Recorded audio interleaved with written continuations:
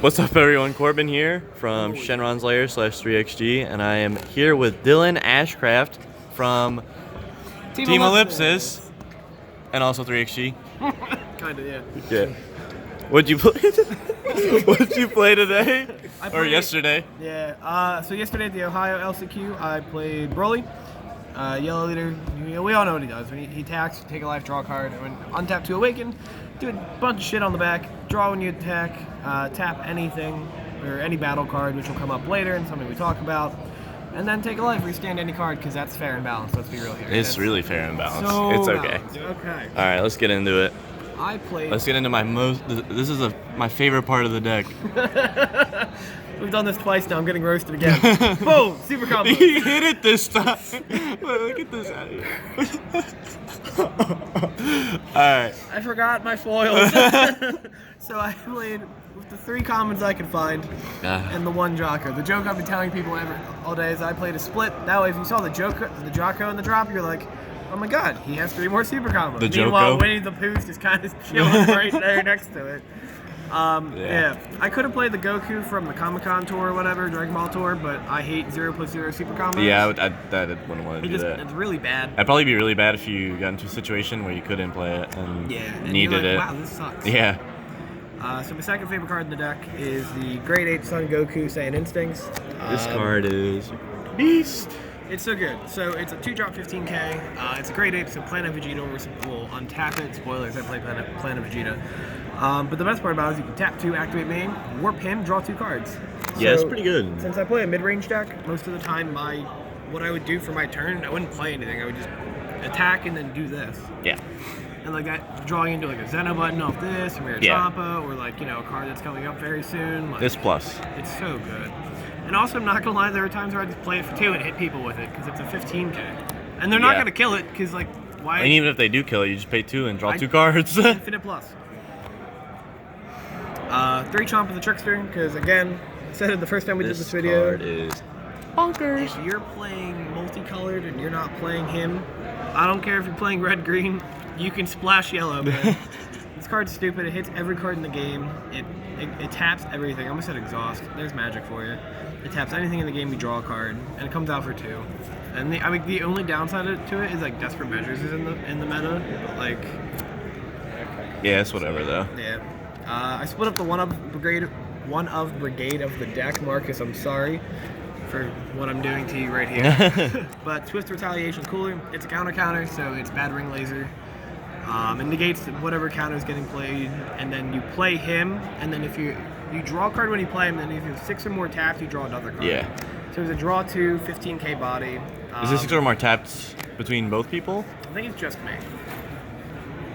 It's just me. Oh, okay. But like, you'll have it. Yeah.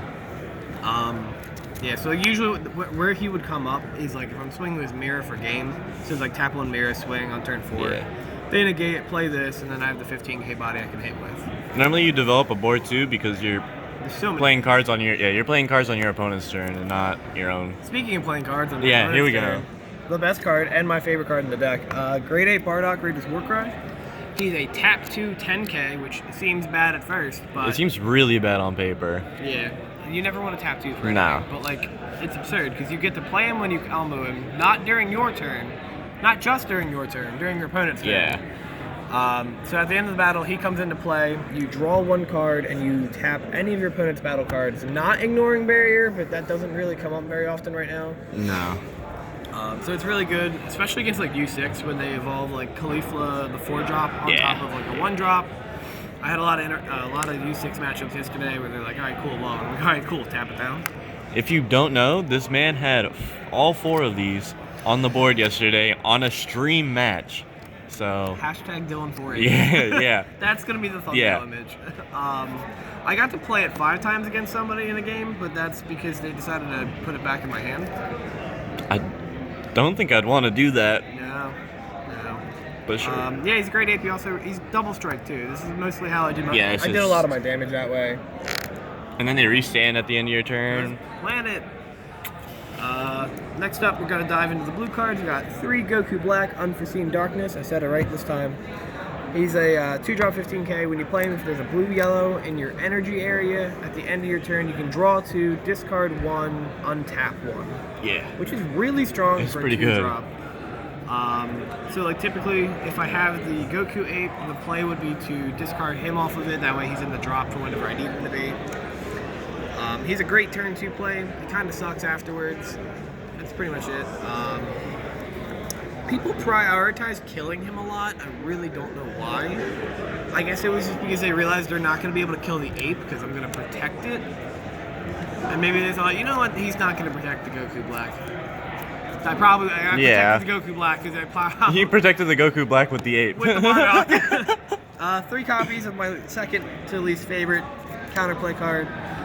I'm not crazy about it. It's not bad. It's alright. It's okay. It's pretty good against Shenron, I feel. Yeah, people value... Some of my friends value it a lot more than I do. What it does is when your opponent plays a card, you can play him, bounce back a 4 or less, and then untap 1 energy. It's good. I like the untapping of the energy part and just getting a 15k body. Yeah. There's not a lot of stuff like that. Nah. The ape does more, in my opinion. Oh no, 100%. Next 2 blue cards, or 1 blue card, we're going to go in order of the numbers. The really, really stupid card that they printed that's really expensive, which is fine. We need expensive cards in this game for resale value. 2/3 of a Cryptic Command, aka Ultra Instinct Goku. So what he does is a counterplay, counterattack, which is stupid. Yeah. He can't be negated anywhere, which is stupid. Yeah. And when you play him, you choose any of your opponent's battle cards, ignoring barrier, bounce it back to their hand, and draw a card, which is pretty stupid. Yeah. It's bonkers. You hitting Kaioken with this card is the greatest feeling in the world. And they're like, alright, cool. And you're like, oh, nice. Yeah. End your turn. Yep. Cool. I win. It's a really good card. If you don't have it, you really should pick it up. Alright, last 2 blue cards. Before we get into the multicolor stuff. Yeah. That's not extra cards. Janemba, Infernal, Intruder. The card's okay. It's a 5k combo for the most part, and it helps trigger a rival. But you can play it turn 3 using its effect. If you have no battle cards, you can tap 1 and then play him. And then the other effect doesn't come up, but in theory it could. You can tap 2 and then warp him and then play another copy of him if you have one in your hand. But, so what I would like to do is if I had a bean in hand, or if I had the ability to awaken, I would play him, no creatures on board. Swing, Champa, Bean, Bardock. Yeah, it's... So then you have a 45k double strike crit body coming at you. And there's an ape coming in that's also double strike. Yeah. And then I have Leader Awaken. Yeah. It's really good. It's pretty bonkers. Highly recommended to play in the deck. Moving on to a card that I love because I like free energy. Beerus the Fickle God. It's blue-yellow. Our untap land. It's a check land. Yay. Yeah, so I always joke with people that this is my favorite card to see in my opening hand in multiples because I never have to think about what I'm going to charge, and I never have to charge good cards. I played this once in the tournament. You played it once? I was like, I don't have anything to do. It's like okay, you just draw a card. Oh, I drew a card and swung at him with it. Yeah. I was like, you know what? I need you to take this damage. Like, it's alright. It's not bad. I'd rather it be my energy, but... Oh, I had the other 3. Worst case, oh. Yeah. Okay. I had the other 3. I was like, 4 Bojack. This is the ideal turn 1 charge. I do rival him a lot because I like to exhaust, other stuff on the opponent's field for reasons that's coming up next. And honestly, the mill effect is kind of fun. And then him being a blocker is just really strong against certain decks. Like, some people just can't deal with that. Yeah. Oop. Good old secret rare Power Patara. Vegito, Kefla, and Zamasu. If you don't know what he does, you can play him for 5 energy. If your opponent has 6 cards tapped, or if they have 6 energy. So, the whole point is 6 cards tapped is he taps stuff, for Tropico. He taps stuff, and your leader taps stuff. Yeah. So you can pretty much make sure that on your turn 5, they have 6 cards tapped. You can get there. And it's like, alright, cool, slam this down, draw 4, and then you draw 4 cards, and then you can tap 4 of your opponent's cards, permanents. I was petty and tapped a field card once. Was that all he had left? It was like, he had 1 energy open, 1 battle card, and then the field card. And I was like, I would definitely do that, yeah. Yeah. And then he's triple strike. That's so it. He's not getting out combo. No. And you swing twice with him because, leader. Yeah. extra cards. We have the yellow ones. We got 2 Planet Vegeta, searching monkeys and restanding monkeys. Yeah. You can, in theory, search Gohan or Goku Black. Yeah. But, like, you're grabbing Bardock, let's be real here. Yeah. Well, if you like absolutely need the Goku in a pinch, you can grab it. Yeah. 2-time magic, because broken cards are broken cards. Like, let's, just stop triple attack real quick. I also, in U6 matchups, use this to stun Cauliflas, because, like, Broly U6, what they like to do is... That's pretty good. Is untap the Caulifla. Yeah. And it's like, you don't do anything. Yeah. That's also really good against Mira for the same reason. Shiny Boy, Cold Bloodlust. The best secret rare in the game. Yeah. The strongest secret rare in the game. If I had a list of all the things I bloodlusted yesterday, I would say it, but like I bloodlusted a lot of shit. I lost the bloodlust a bit yesterday. Any secret rares to bloodlust? Oh, my last round I did bloodlust Vegito secret rare. That felt pretty good. That's nasty. I knew he had it because he kept trying to tap stuff down, and I was like, you know what, dude, I'll let you play it. And then he slammed it down. I was like, all right, cool, bloodlust. And he goes, nice, pass. And I went, here's my Vegito. Frost Deadly Poison was a 1-of in the deck. It was good. It came up a couple times. Most matches, if I had the choice between that and Bardock charging at turn 1, I'd choose this. Yeah. 3 energy's a lot. It's good in the Janemba matchup because like going second, if I can awaken, I can like Bardock and then protect it with Deadly Poison. Yeah. It's okay. It hits a lot of just random stuff too. And then Big Boy Dot Deck. Probably the best combo in the game. Yeah. This is the best combo. Yeah. Mirror Broly and You're dealing 3 damage. Yeah. If they don't have any gate. The damage is going through. If you don't know what Mirror does, when he attacks, you count every card in your warp, which the Goku applies to because it's in the warp. And then he gains 5k for each one of them, and then that's every time he attacks, so he'll be infinite on the second one. And you just give him double strike and you win. That's it for the main board. Let's go into that. No, I lied. Did I?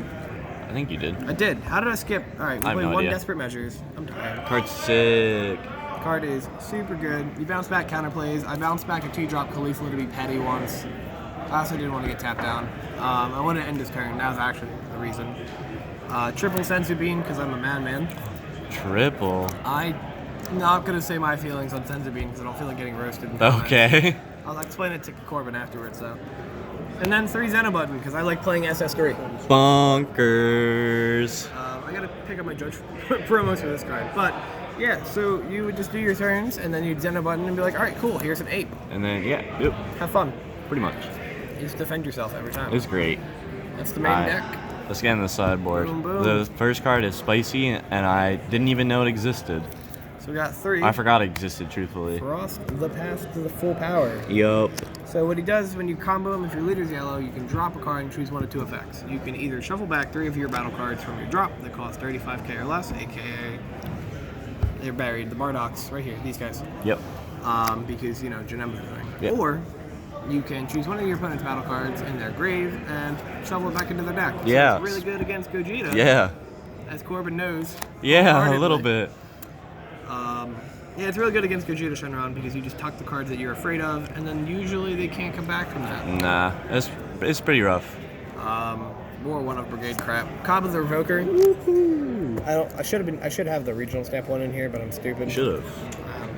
I don't know. You literally got the pack for entry. Yeah, I know. No, so the idea behind this card is blanking stuff like Gogeta 5 when it gets triple attack. Chompavados. That one's just a really funny one. When you blank their Chompavados and the U6 Oh, player yeah. looks at you and they go, Yeah. Go? They can't do anything. Pass motion. Broly BR too, actually. Oh, yeah. I'd consider siding more of it because Broly BR was kind of rough. 1 Source of Power, Son Goku. This is probably... dude, I love these cards. I love these two. I love, like, this Digging Deep. Yeah, this is for Gogeta just because, like, yeah, Digging Deep's the best one. But no, this was essentially for Gogeta Shenron because I need to guarantee my Awaken. Yeah. And you just want to pressure them as much as you Yeah, can. and it's a 20k dual attack body, and I have a nice Judge crit, so. Return of the Cooler. Marcus, love me a little bit more. There's one more. It's Battering Laser. Yeah. Desperate Measures. Yeah. Battering Laser. That card's sick. I undervalued that card so much. It's Battering Laser for counterplays. 2 Mafuba because I'm not actually sure the reason why. I just wanted to have a safe card in the side deck for like general matchups. Yeah. Like I Mafuba the 5-drop Mira yesterday. I Mafuba. It's probably pretty good against Shenron too. Like Yeah. you button the first That- attack, and then you can just Mafuba their next. Yeah. And Or if then you you're draw probably it not from dead. 2 to Yeah, 7, you know. yeah. Just reasons to survive. I'll take on with anything else other than that. Ultimate Judgment Dracos. Yeah, this card's probably pretty good meta call right now. Yeah, Well, I not could- this one specifically, but there's another one. No, there's another one that's better. I just couldn't find it at the venue. So, shout out to Richard. I'll do shout outs in a bit. Card's good. You can use it to bounce back your mirror matches Bardox, the Khalif, the 4-drop Khalifas, any combo cards you're afraid of. Shenron too, right? At times. Yeah, actually Shenron too. But they're not really going to combo offensively against you. No. Maybe if they need to for some reason, but you're not going to side it in against them. There's a way that this deck can play around Jocko. It's really actually not that hard. But we did one more UI on the side for Gogeta matchups. And just another generally good card. Yeah. This is to help body U6 even more. Yeah. It's the nicest way of putting it. It probably helps you versus Shenron 2 to awaken. Yeah, it's the other idea. To awaken and then like... if You apply they're- more pressure. If they're doing Parunga ramp, Yeah. it bodies weak Oh, for yeah. being attendant. Yeah. And then one copy of Force Ejection Massay. Woohoo! For ramp, I guess. I never sided it in. I didn't. Yeah. You never probably did just it. pressure them too much anyways. Yeah. Yeah. Alright, guys. Shout outs. So, shout out to Team Ellipsis. I'm on the team, I swear.